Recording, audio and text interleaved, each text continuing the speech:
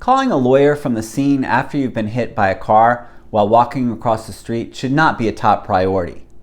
Gathering your senses and assessing whether you need emergency medical care, as well as getting safely off the roadway as quickly as possible, should be at the top of the list. But what happens next if you are walking across the street and hit by a negligent driver? In this video, I'm going to go through the nuts and bolts of a pedestrian accident case from beginning to end. Hi, I'm Scott Poisson. I've helped thousands of injured people since 1993. I'm licensed to practice law in Nevada, Arizona, New Mexico, and Florida. So let's get into the nuts and bolts of a pedestrian accident case.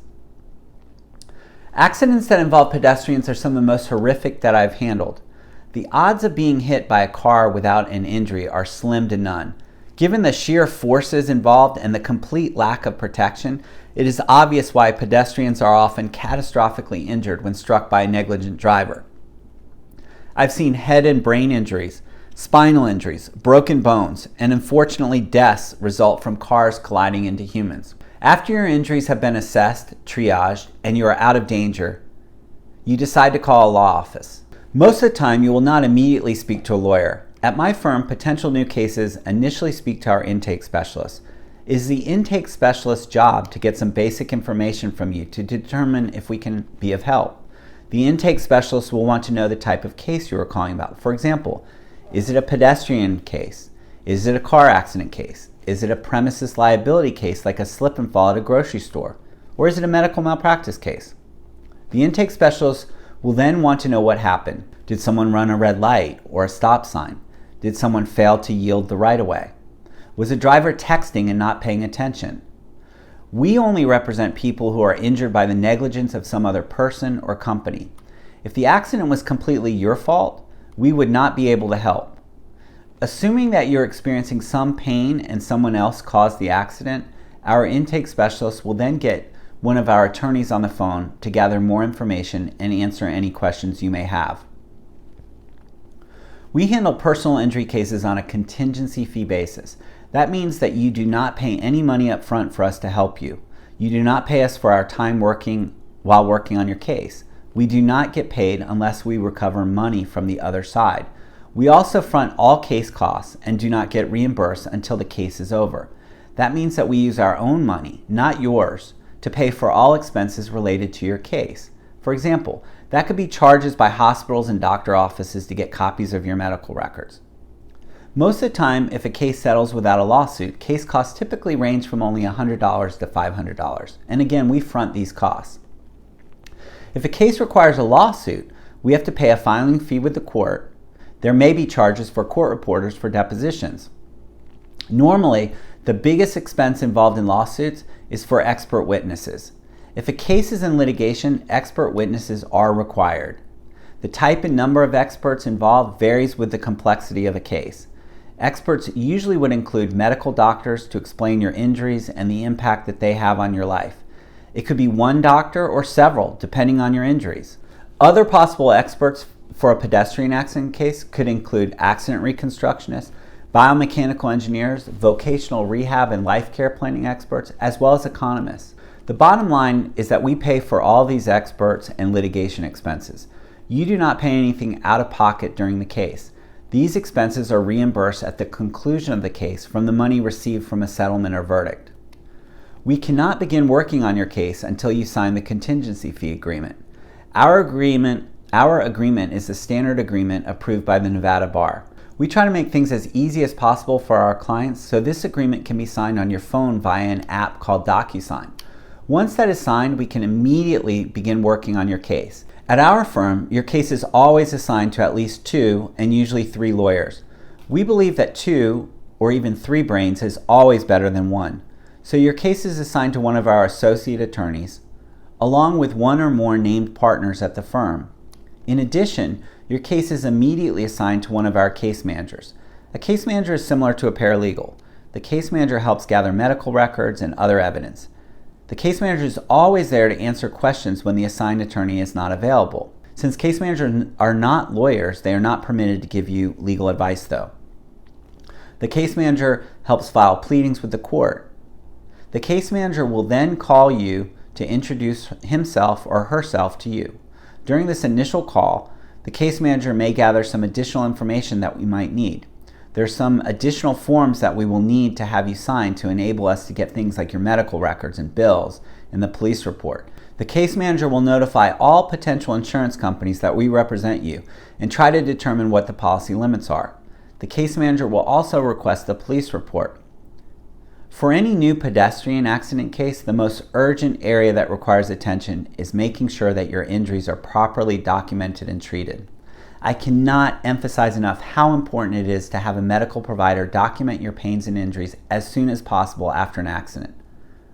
Along those same lines, the ultimate goal is to get you feeling better and hopefully back to your pre-accident activities. We can immediately get you into a healthcare provider who will properly document your injuries for the adverse insurance company and to also begin whatever treatment you require. You may be asking, well, what if I don't have health insurance or the ability to pay to see a doctor? And that's not a problem. We know healthcare providers in most specialties who regularly treat accident victims. They do not require any payment up front. They wait until the end of the case to get paid. They will provide the necessary treatment, whether it is physical therapy, diagnostic or radiological tests like x-rays and MRIs, and even surgery. The value of your case depends heavily on the nature of your injuries and the treatment that you receive. The more time that goes by without treatment, the easier it is for the insurance company to defend. Similarly, large gaps in treatment certainly do not help your case. Failing to follow doctor's instructions or recommendations can also hurt your case. We make it easy to get your injuries documented and treated with healthcare providers that understand the importance of what is contained in medical records for a pedestrian accident case. The case manager will also schedule your one-on-one strategy session with me. This strategy session is so important, and it's something unique to our firm. You will have my personal, undivided attention during the session. It occurs shortly after you become a new client. It is equally important for both of us. I use my decades of experience handling personal injury cases to really explore the facts and issues of your case. This puts me in a better position to strategize the best way to get you the most money for your case. I begin to determine the strengths and weaknesses, if any, of your case. It allows me to orchestrate my team as to exactly how to handle your pedestrian accident case. During this session, we typically begin by going over the facts of your case along with your injuries. I usually then go back in time and go over your pre-accident medical history. This is important because your pre-accident medical history can have a positive or negative impact on your case.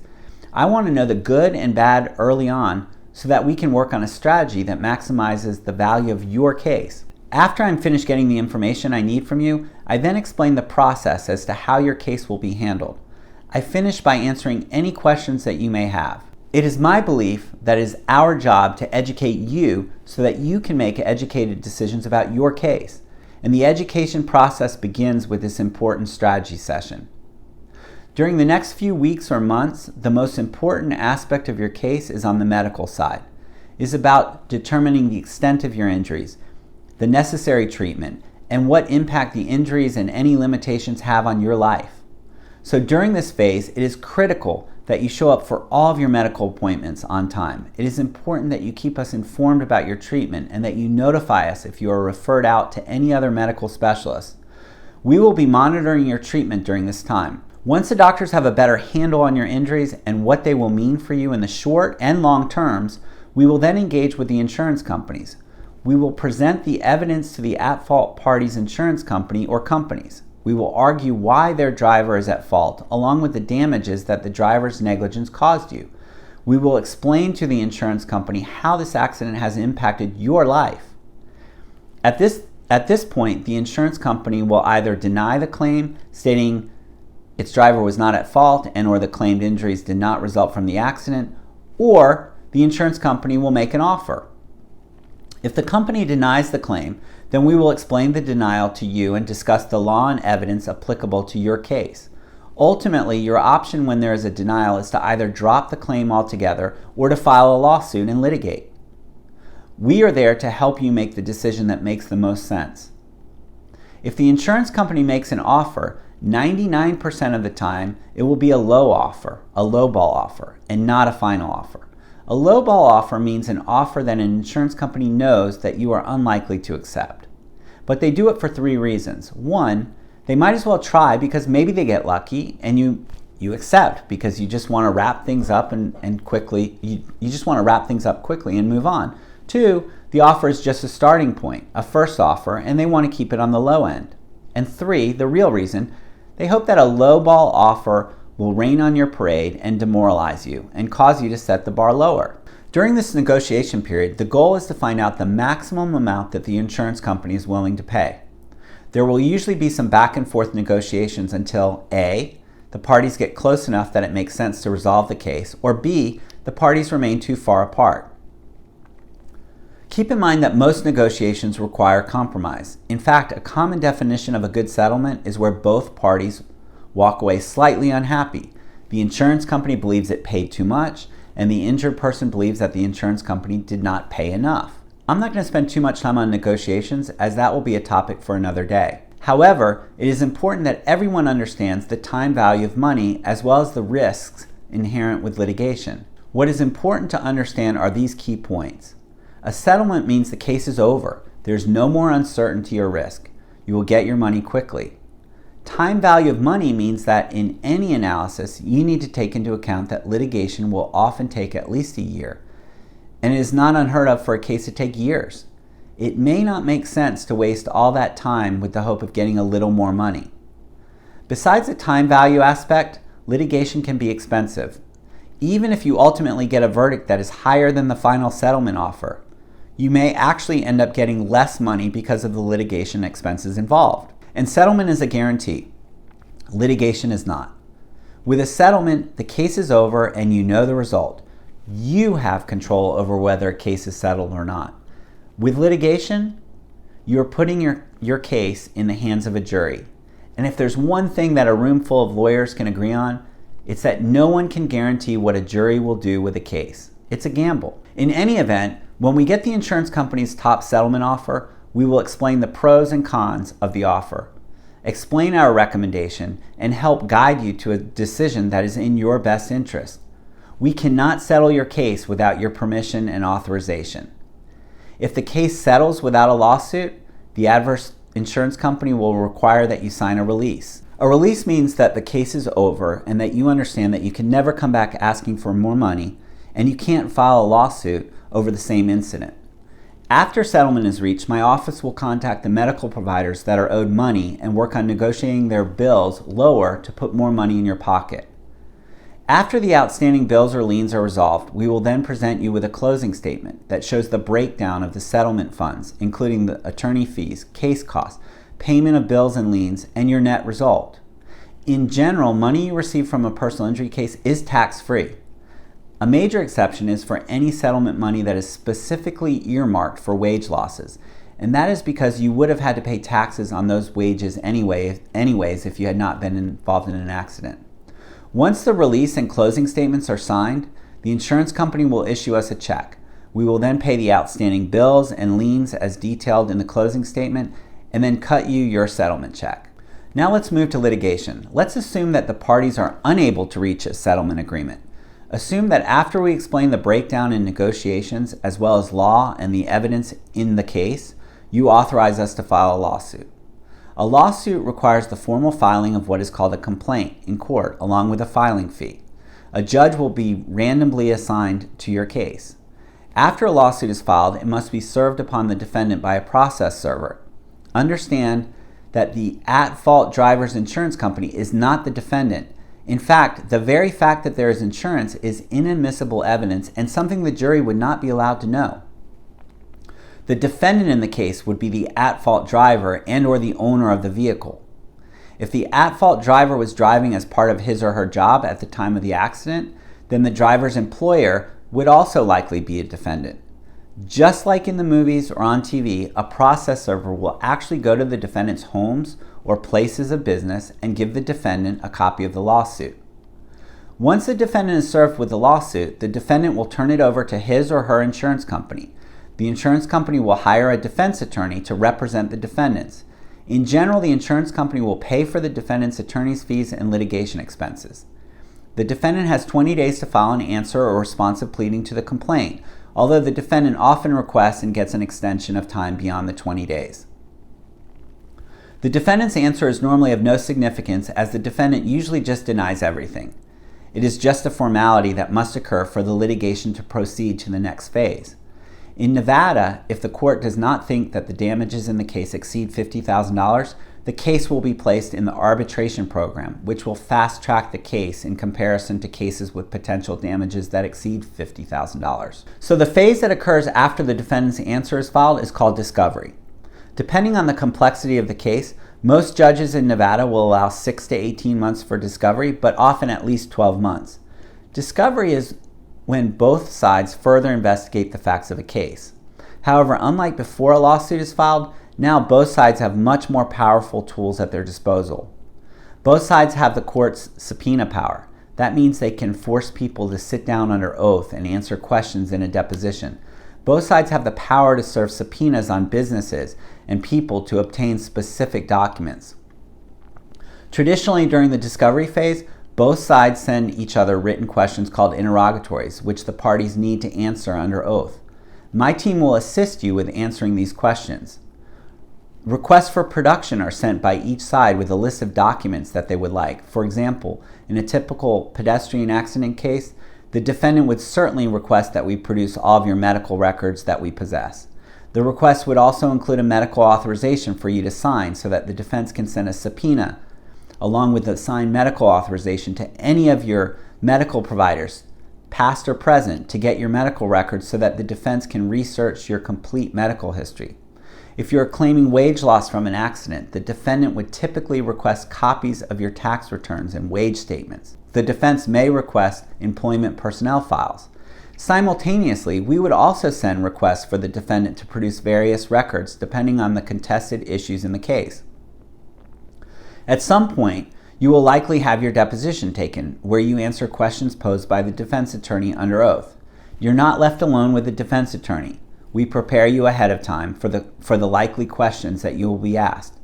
We are present with you during the deposition to protect you and make sure the questions that are asked are proper, and to ensure that you are not inappropriately harassed or bullied. The general topics would be on the accident, your injuries, your pre-accident medical history, whether you claim loss of wages, and if so, the basis of your claim, the impact of your injuries on your life, and there are usually background questions such as age, education, marital history, where you've lived, etc. The background questions have nothing to do with the accident, but are more for the defense attorney to evaluate you a little better. During discovery, the defense attorney will have the opportunity to choose a medical expert to review all of your medical records and examine you as well. Keep in mind, this is not an exam to help you. It is an exam for the defense expert to try to minimize your problems or to relate them to other causes besides the accident. The defense doctor, along with your treating doctors, may be deposed by both lawyers, where the doctors have to answer questions under oath as well.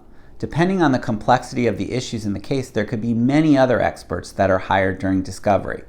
Some of these experts could be biomechanical experts, accident reconstructionists, vocational rehab experts, life care planning experts, and economists. Both sides may take the deposition of some or all of the other side's expert witnesses, as well as any other witnesses in the case. There are two main reasons to take a deposition. One, to find out what a witness or party knows, and two, to lock down the witness or party's testimony so that the lawyer knows what he or she would say at trial. Unlike in the movies, there are usually very few surprises involving witnesses or evidence at trial. If someone changes a story during trial, the opposing lawyer can show the jury the person's deposition testimony and argue that the person is a liar or can't be trusted. During discovery, the parties can always re-engage and discuss settlement. There is no law that prohibits settlement discussions at any time after a lawsuit is filed. The investigations that occur during discovery can often open people's eyes on both sides and change opinions of a case. Oftentimes after the discovery phase, the parties will agree to a mediation. A mediation is just a glorified word for a settlement conference. Normally, the parties will go to a mediator's office for the conference. The mediator is a neutral lawyer that the attorneys on both sides need to agree to. A lot of mediators are retired judges who've had a lot of experience handling similar cases previously and have insight on what a jury is likely to do with your case. During the mediation, the parties will usually be separated and remain apart in different rooms. Prior to the mediation, the attorneys for both sides will present the mediator with their arguments in writing, so the mediator will already know a lot about the case before the mediation even begins. The mediator will discuss the strengths and weaknesses of each side's case with the hope that the mediator can help strike a compromise. It is often good for both sides to hear how an unbiased person views all of the evidence. If the case can settle with or without mediation, the same process occurs to finalize the settlement. You would sign a settlement release and a closing statement after we attempt to reduce your bills and liens as low as possible. And then the defendant would send the settlement check. And your case is finished. Both sides would avoid the uncertainty and risks inherent with putting the case in the hands of a jury. If a settlement cannot be reached, and once the discovery period is completed, the court will eventually provide a trial date. Without going into great detail about how a trial works, in a nutshell, both parties will present their witnesses and evidence, and then ultimately a jury will be asked to render a decision. While the scope of today's topic is not going to go into great detail regarding exactly how a trial works, I do think it's important for you to understand the basic questions on a verdict form, because the verdict form actually forms the roadmap to help evaluate the settlement value of a case from the very beginning, before a lawsuit is even filed. In very basic terms, the jury is asked to answer the following questions in a pedestrian accident case. 1. Was the defendant negligent? And if the answer is no, then the jury's work is over. The verdict is signed and returned to the judge. If the answer is yes, then the jury will move on to the next question. Was the plaintiff also negligent? A plaintiff is the injured person who filed the lawsuit. If the answer to number 2 is no, then the jury will be instructed to skip question number 3 and move on to the damages questions. If the answer to number 2 is yes, then the jury will be instructed to go to question 3. Number 3. Assign a percentage of fault to both parties, and the total must equal 100%. So, for example, the jury could find both parties 50% each. The jury could find the defendant 80% at fault and the plaintiff 20% at fault, or any other variation, so long as the total equals 100%. You may be asking, how could a jury find the plaintiff was also negligent? Well, if there are no independent witnesses or video capturing the accident, the defendant could argue that the plaintiff was responsible for causing the collision. For example, the defendant could argue that he or she was doing nothing wrong, and all of a sudden, the plaintiff darted out into the roadway, trying to beat the car. The defendant could argue that it was night, and the plaintiff ran across the roadway and was wearing dark clothing and couldn't be seen. If it's a he said, she said situation, the jury could conclude that both parties share some of the blame. Now, the significance of this is that the percentage of fault that is assigned to the plaintiff will reduce the plaintiff's recovery by that same percentage. So using easy math, let's say the plaintiff is found 10% at fault and the jury awards $100,000. After the jury leaves, the judge will deduct 10% from the $100,000 award and it will become $90,000. Significantly, the judge will not explain to the jury the ramification of the percentages that the jury determines. Number 4, what is the amount for plaintiff's reasonable and necessary medical bills in the past? Notice how the jury does not automatically have to award the exact amount of the medical bills. The jury gets to decide everything. The next question is, what is the amount for plaintiff's reasonable and necessary medical bills in the future? If plaintiff claims a wage loss, question 6 will be, what are the amounts for plaintiff's past wage losses and future loss of earning capacity? The final questions are, what is the amount for plaintiff's past pain and suffering and the amount for future pain and suffering? And there you have it. The jury will have spoken.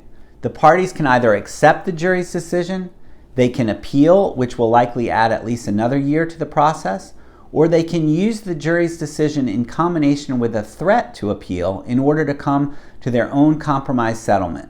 That concludes this overview of a pedestrian accident case from the beginning until the end. I hope that you have found this video helpful. If so, click subscribe below so that I can continue to provide more helpful content.